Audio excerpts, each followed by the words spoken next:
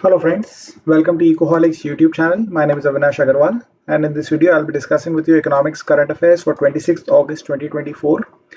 I have selected three important articles from the Mint newspaper. Let us start with the discussion. I'm very sorry मैं आपका lecture सुबह नहीं ले पाया आज. I was outstation and the internet connectivity was not so great in the morning. So I thought that I will take it in the evening so that everybody is aligned and there isn't a gap in your lecture series, right? So sorry that some of you all must have waited in the morning, right? So just accept my apologies and let us start the discussion, right? So unified pension scheme, you can almost, there is almost, you don't get to say this very often, right? But there is almost a guarantee that you will get something related to this topic in your exams, maybe a multi-choice question or maybe a long answer question or maybe a question in the interview, right? So unified pension scheme is something that you have to study in depth, right?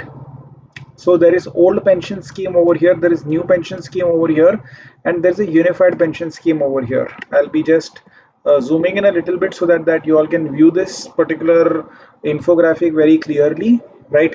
So this is a comparison between the old pension scheme, new pension scheme, and the unified pension scheme. Okay.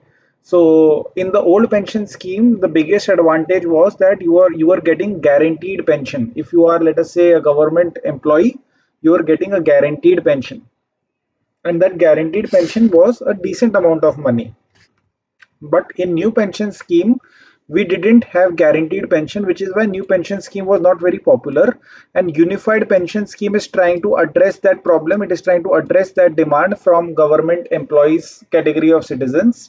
So unified pension scheme is bringing guaranteed pension back on the table. When I say guaranteed pension, meaning that the amount that you will be receiving as pension is fixed. You know what that amount will be. There cannot be any market linked rate of returns, etc.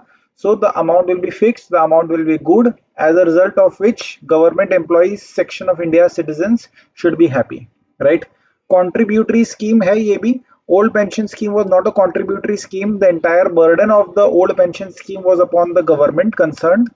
In the new pension scheme, the employee as well as the employer, that means that the government employee as well as the government employing that employee, both were contributing, right? So co-contribution was happening, so to speak. So new pension scheme ke andar employee were also contributing.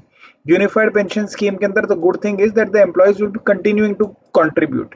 So you see, we have the good of both the worlds apparently. We have good of guaranteed pension, you get guaranteed pension. We have good of new pension, that it is contributory scheme in the sense that the entire burden is not upon the government, employee is also contributing. Entirely funded from the budget. So yes, old pension scheme was entirely funded from the budget, and no, new pension scheme and unified pension scheme will not be entirely funded from the budget, because employees will also be contributing towards their own pension. Is this adjusted for inflation? The good thing about OPS was that yes, it was adjusted for inflation. So the money that you are receiving is actually a decent amount of money in terms of purchasing power on a real term basis. So that advantage will be there in the unified pension scheme. It was not there in the new pension scheme. And pension, it depends upon market returns, right? So OPS, given the fact that it is offering guaranteed fixed pension, and this is also offering guaranteed fixed pension, so there is no linkage with the market as such. Market can perform as badly as it wants to perform, it will have zero impact upon pension. But new pension scheme ke andar market dependency was there, right? So this is the basic idea that you need to keep in mind regarding these three pension schemes. Of course, I will be discussing in a lot more detail now, right? But this is the broad idea that you need to keep in mind, right? So what is unified pension scheme? Unified pension scheme kya hai? So it's a hybrid scheme, right? It gives you an assured monthly pension, right, which is 50% of your last drawn salary before superannuation, right? So this is one part clear, assured pension, guaranteed pension, but it is a contributory scheme. Contributory in the sense that the employee must also contribute, right? So the employee contributes 10% of their salary, government will put in 18.5%. So ऐसे करके employee and government both will be contributing. We will be factoring in inflation through dearness allowance. Dearness allowance का हिंदी में मतलब होता है महंगाई भत्ता. You know that महंगाई and dearness is a reality, right? So to make sure that government employees की salary का जो purchasing power on a real term basis maintain हो सके, we give them dearness allowance, we give them महंगाई भत्ता, right? So every 6 months जो है dearness allowance को increase करा जाता है, so that the real purchasing power of their salaries remains constant irrespective of inflation. ठीक है? So the idea over here is that जो pension हम लोग देंगे, जो pension हमने calculate करेंगे, so we will take into consideration dearness allowance related hikes as well, right? So this scheme, it will take effect on 1st April 2025, right? So these are some of the broad ideas that you have to keep in mind.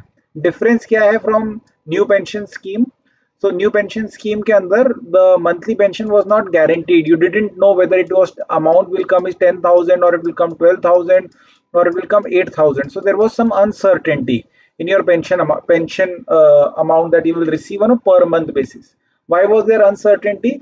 Because जो भी पैसा इकट्ठा हो रहा था उस पैसे को मार्केट में लगाया जाता था, right? So fund managers will manage that fund, they will make a return based on investment in equity and other market linked securities. Returns अगर अच्छे होंगे तो आपकी पेंशन अच्छी होगी, रिटर्न अच्छे नहीं होंगे तो आपकी पेंशन अच्छी नहीं होगी, right? By default what was happening was that the pension that you were getting under new pension scheme वो कम था, it was lower than what was being offered in the old pension scheme, right? उसके दो कारण थे, एक तो ये market link return का झमेला था and second of all NPS के अंदर हम लोग डियरनेस अलाउंस को ध्यान में नहीं रख रहे थे. We were in taking into account dearness allowance, right? So majorly these reasons की वजह से we were seeing that NPS की pension was not as good as old pension scheme की pension. So what was happening is that state governments के अंदर जो है राजनीति चल रही थी दोस्तों. State governments were realising that yes this is a pain point. State governments wanted votes, so they started promising that we will go back to old pension scheme. So 5 states actually also went back to old pension scheme, right? Now the point is that this old pension scheme is deeply problematic. Okay, it is deeply problematic in the sense that we cannot really afford this kind of a pension scheme. Why? Because it's too expensive. ये completely unfunded pension scheme थी, right? The entire expense was borne by the government. तो ये बहुत बड़ा headache था, ठीक है? धीरे धीरे गवर्नमेंट एम्प्लॉइज जो रिटायर हो रहे थे, their numbers started going up, so this expense it became unsustainable. This expense became unsustainable.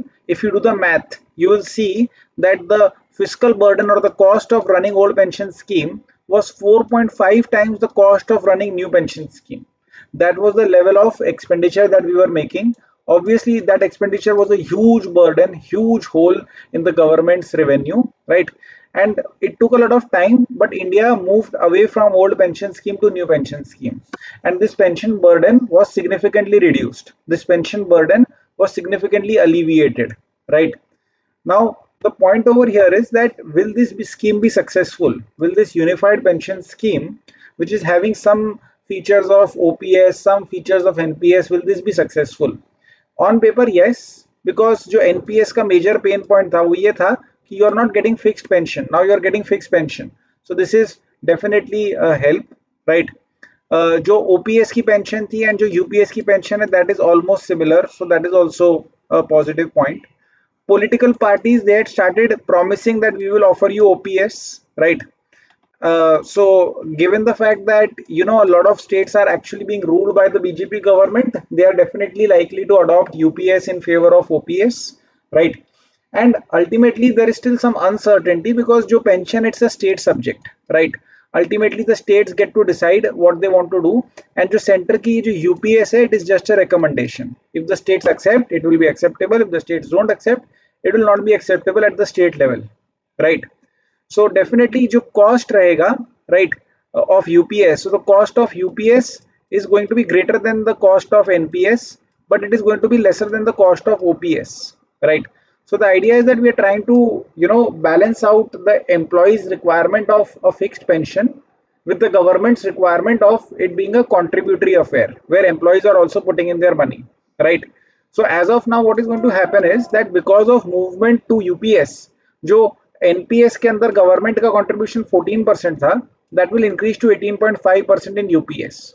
So government का contribution will increase, right?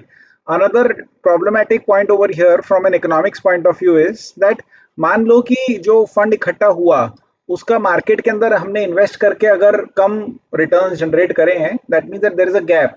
So you have promised, let us say X, right? You have generated only Y amount of returns. So the delta between what you have promised and what you have generated, this delta needs to be paid for by the government.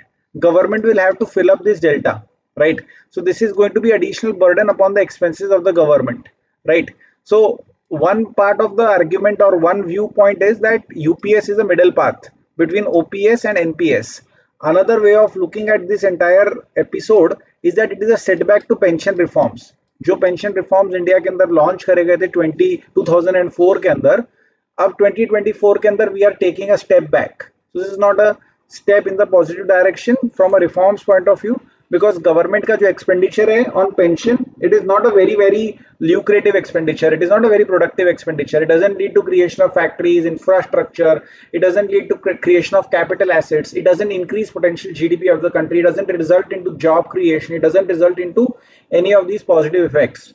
Another criticism is that government employees, as compared to the per capita income or the average income in India, government employees are reasonably well paid. They have reasonably good extra facilities available from the government, right, as compared to similar kind of work that is carried out in the private sector. So given the fact that the government employees to a certain extent as compared to the employment scenario in India are already in a good position, do they merit receiving this kind of a bonanza in the form of unified pension scheme? Answer can be yes and no. I'm not trying to put thoughts into your mind, but from, let's say, a market reforms point of view, we are taking a step back. Mint has a quick editorial on the same topic. This quick editorial says the same thing that we have just discussed. The idea over here is that we are dialing back on a reform that we had implemented 2 decades ago. We had moved away from OPS, we have moved towards NPS. Now we are going back when we are going to UPS, right? Who is going to pay for this extra burden? Only time will tell. If state governments, they also implement UPS, that means that the number of beneficiaries who will be benefiting from UPS or who will be benefiting from fixed pension वो बढ़ जाएगा, right? And it is obviously going to have a negative impact upon the fiscal health of the state governments also. Obviously this is politics, right? राजनीति चलने लग रही है दोस्तों इस टॉपिक के ऊपर, right? And the final conclusion is that politics must not prevail over sound economics, right? Sound economics is sine qua non. If you want to become Viksit Bharat by 2047, if you want to remotely be possible to achieve developed country status, right? So we can't go back on reforms that we have done 2 decades ago. We need to move forward on reforms that we have done. There are huge number of people in India who don't have decent jobs, who don't have decent incomes. Forget about pension, forget about social security. उनका जो existence है, that is also imperiled. In such a scenario, in this country, in our economy, given the problems that we have in our informal sector, in our unorganized sector, in our casual laborers, in our informal sector of the economy, given the kind of joblessness that we have, given the kind of gig workforce that we are creating, so many other problems that we have, do we really want to spend good money providing even more pension to government employees who have 30 years of fixed service all the time in the world to make a decent amount of saving, set aside their retirement corpus and everything else? It's a question that needs to be asked. That is the question that is getting asked. Anyways, moving ahead to my next topic, right? So my next topic is about a very important government scheme.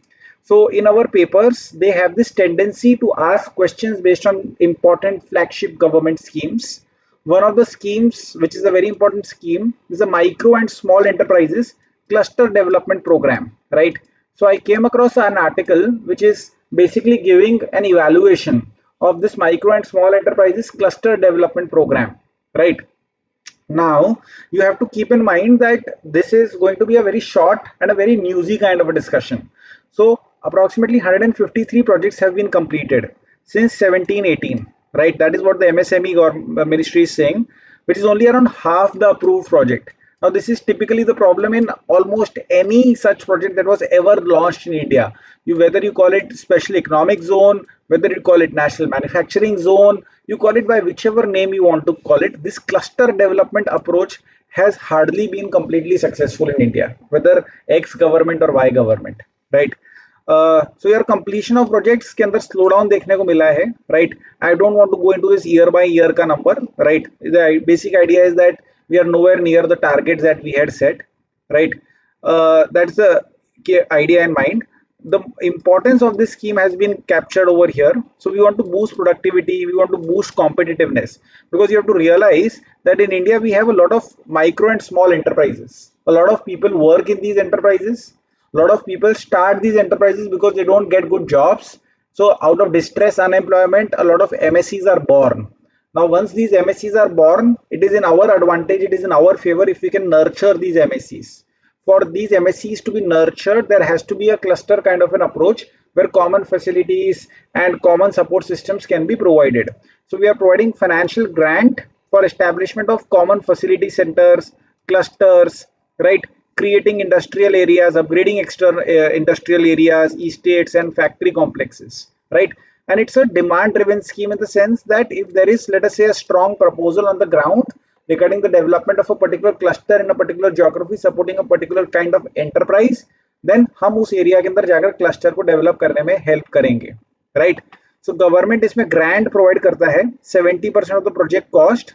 Overall cost is 5 to 10 crore and 60% when the total cost is 10 to 30 crore, right? तो छोटे project के लिए 70%, बड़े project के लिए 60%, right?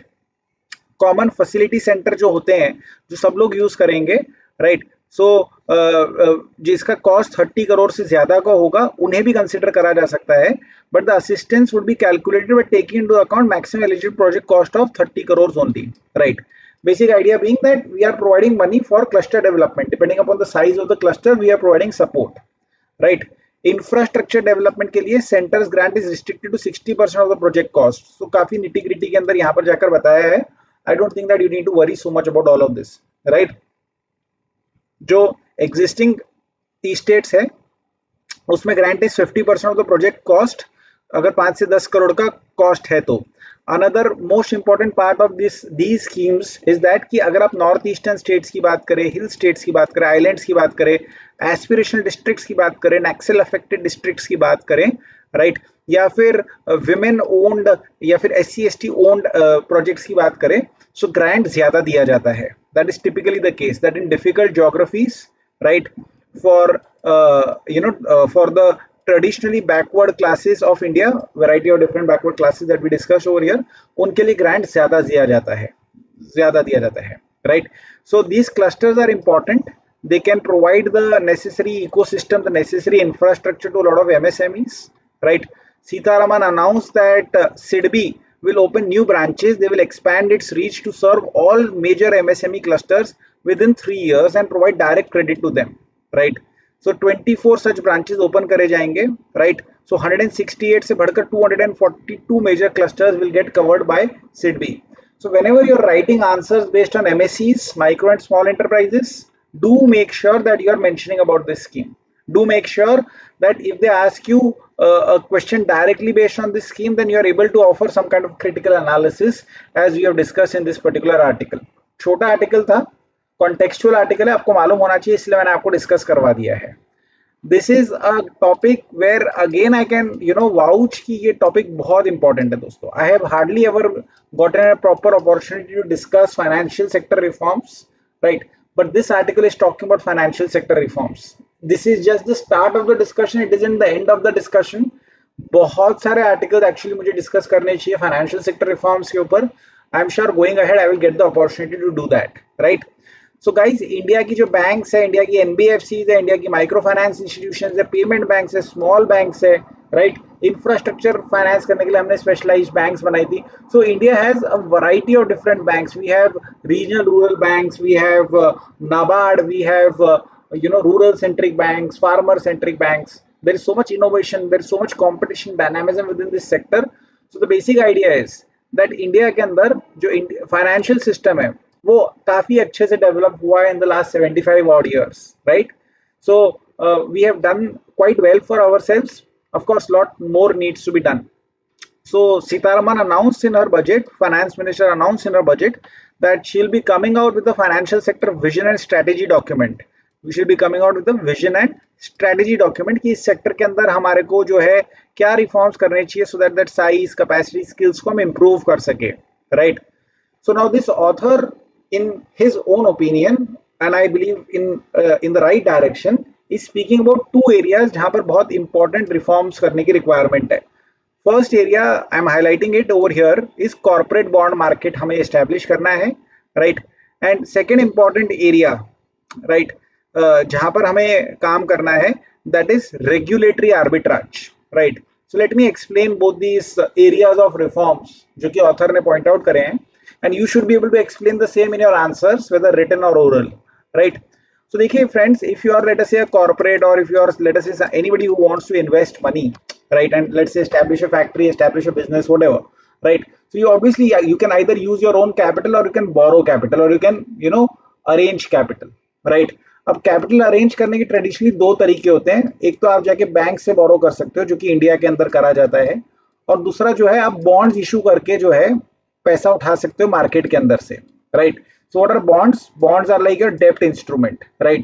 So जब आप bond issue करते हो तो आप किसी से कर्जा ले रहे हो, debt ले रहे हो.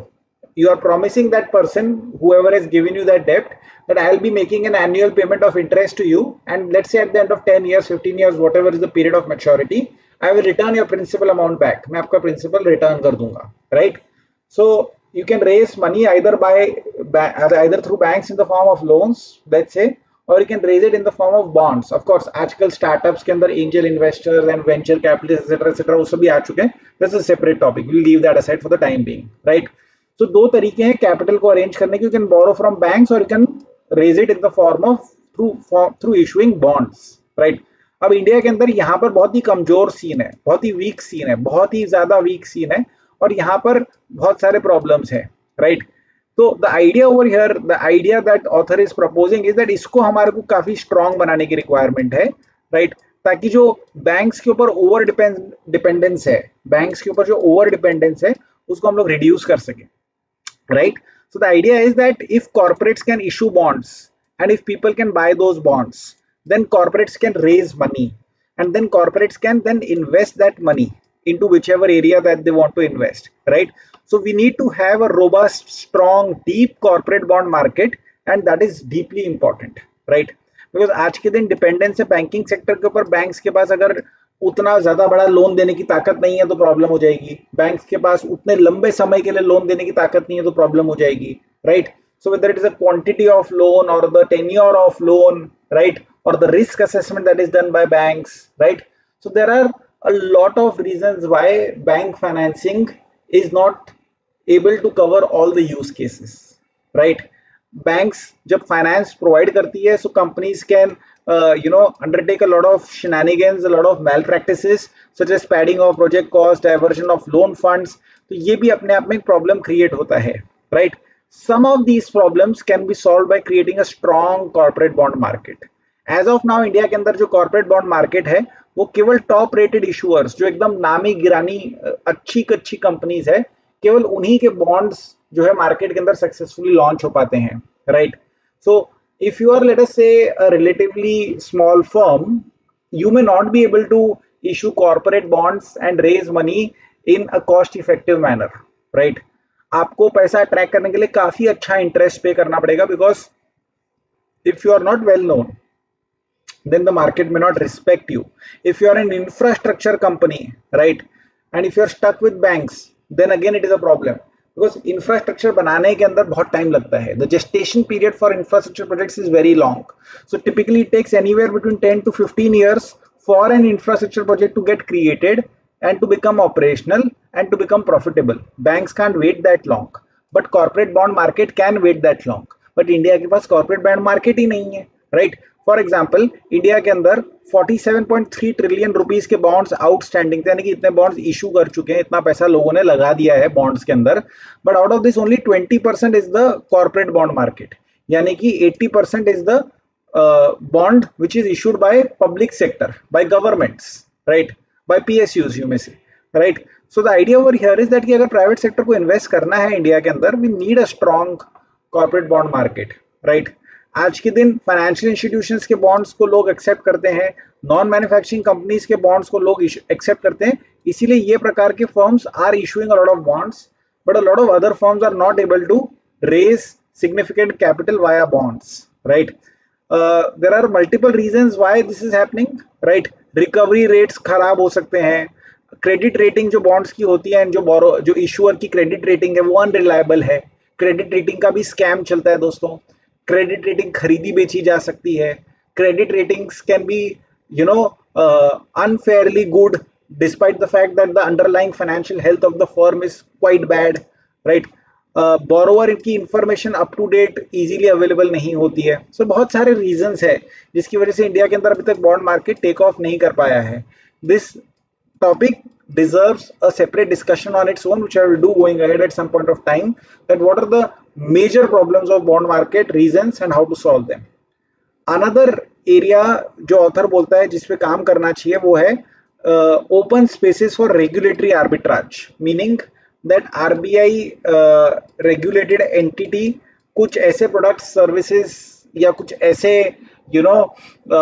स्टेप्स लेता है जो कि आरबीआई के परव्यू में तो आता ही नहीं है, वो शायद सेबी के परव्यू में आता है, बट सिंस वो आरबीआई रेगुलेटेड एंटिटी है तो सेबी उस पर ध्यान नहीं दे रही है।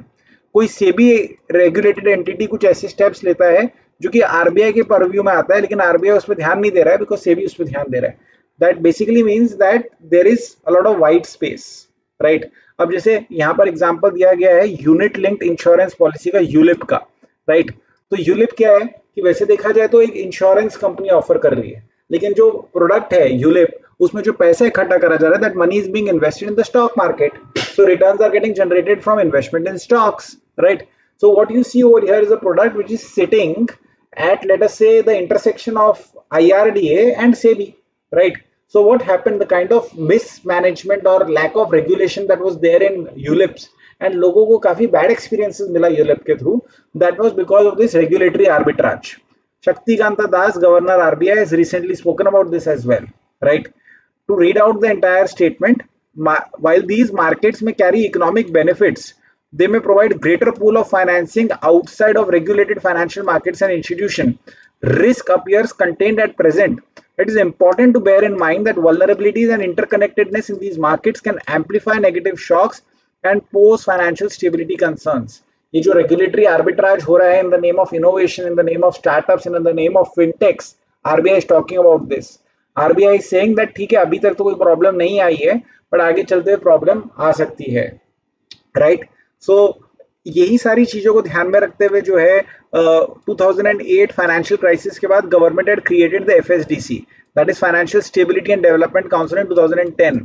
इन FSDC all your regulators, whether it is IRDA, SEBI, RBI, PFRDA, all the regulators that you can imagine, they have a seat on the table. They come together, they discuss about what's happening within their various domains. They see the interconnectedness, they see how the systems can be impacted because of one rotten apple in one sector affecting other apples in other sectors, right? But in meetings के अंदर क्या हो रहा है क्या नहीं हो रहा है, we are hardly having any idea because these are very opaque meetings and we don't know what is happening. So the idea that this particular author is giving to you is that so far as financial sector reforms is concerned, at least two areas के ऊपर आपको काम करना है. Area number one is developing a strong, deep, robust corporate bond market in India, and the second is to close out the space for regulatory arbitrage, making sure that innovation is fine, but that innovation shouldn't pose a significant risk for India's financial sector. This is my entire submission to you today. We will meet for tomorrow's lecture tomorrow morning at 7:35 a.m. in the morning. I will hope that you all are there as regularly in tomorrow's session as you all are always there. Sorry for this change in my schedule. Thank you so much for your participation. All the best and Jai Hind to all of you.